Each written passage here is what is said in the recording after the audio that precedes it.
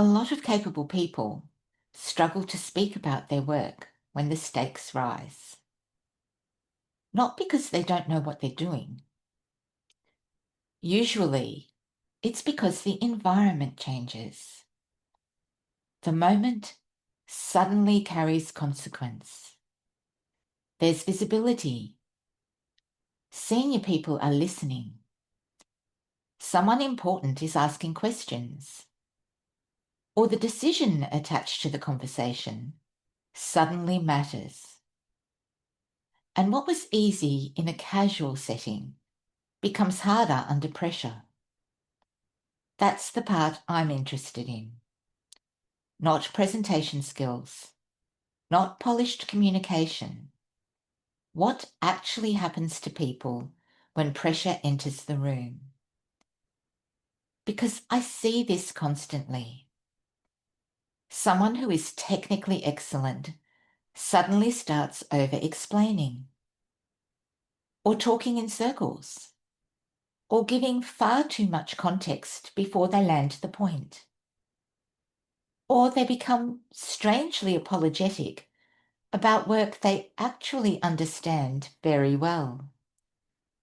And often they leave the conversation frustrated with themselves afterwards. Not because they lacked capability, because pressure changed their behaviour. That's why I use the phrase, train like it matters. Because eventually it does. There are moments where your ability to speak clearly about your work changes outcomes. Not every day, but enough days that it matters.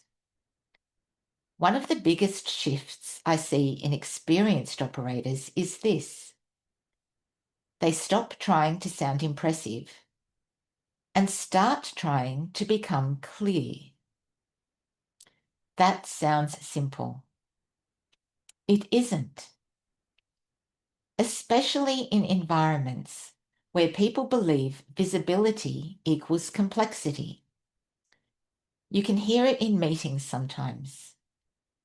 Someone asks, "So what's actually happening?"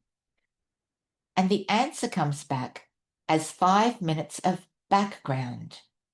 No signal, no position, no decision, just movement. And usually that's not because the person is unintelligent. It's because pressure has interrupted clarity.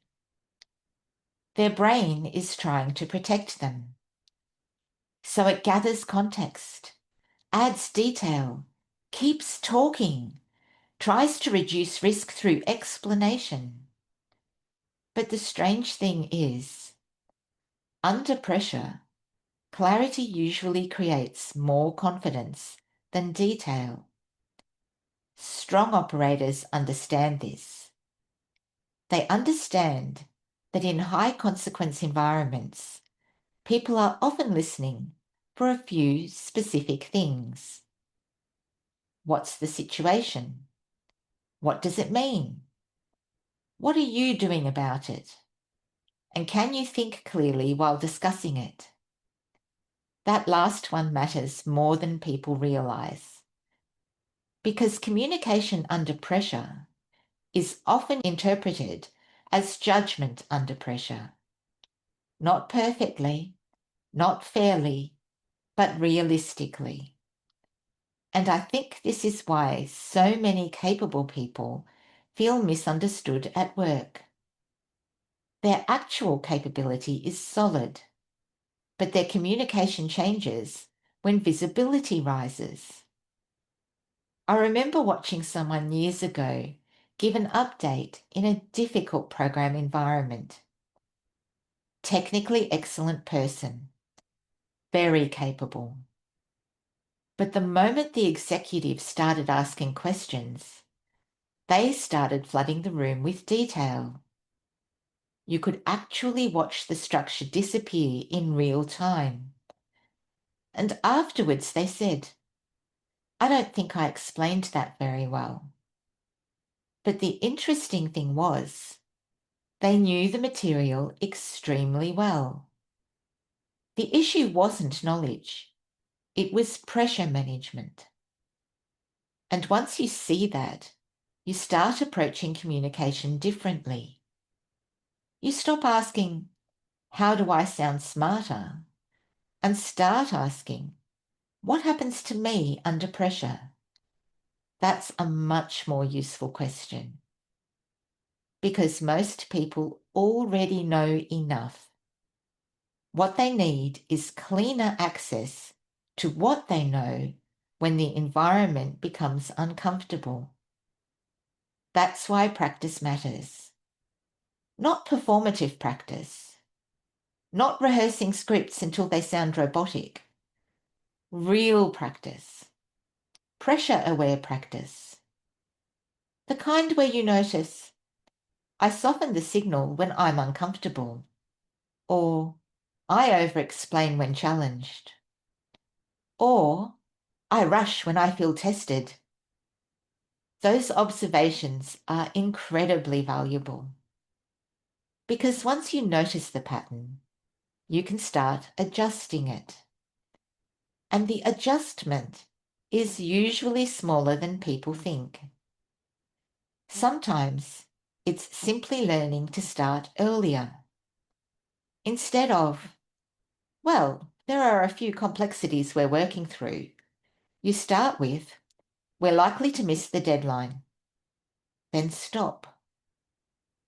Now the room understands the situation. Now the conversation can move.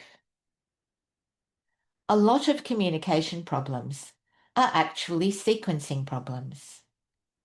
The signal arrives too late. And under pressure, late signals create confusion. I think experienced leaders become very sensitive to this over time. They start listening for whether someone can identify the situation cleanly, not whether they sound polished. And ironically, the calmer and clearer someone becomes, the more authority they usually carry. Not because they dominate the room, because people trust clarity, especially under pressure. And I think this is important for people to hear, because there's a lot of communication advice online that focuses on performance, presence, influence, executive communication, confidence. But many real workplace conversations are much less glamorous than that. They're moments like trying to explain why something changed, giving an update when things are uncertain, clarifying ownership, saying, I don't know yet, speaking up when something feels off. These are judgment conversations, and they often happen quickly, imperfectly, and under pressure, which is why I think the real work is behavioural. Can you notice what happens to you in those moments? Can you recognise the instinct to overfill silence? Can you recognise when you're explaining instead of communicating? Can you recognise when you're trying to sound safe instead of being clear? That awareness changes a lot, and it's trainable. That's the encouraging part. You don't need to become someone else. You usually just need to remove some of the noise pressure creates. And often that starts with something very simple. Say the thing earlier. Say it more clearly, then stop. Because clarity holds, even when the situation doesn't.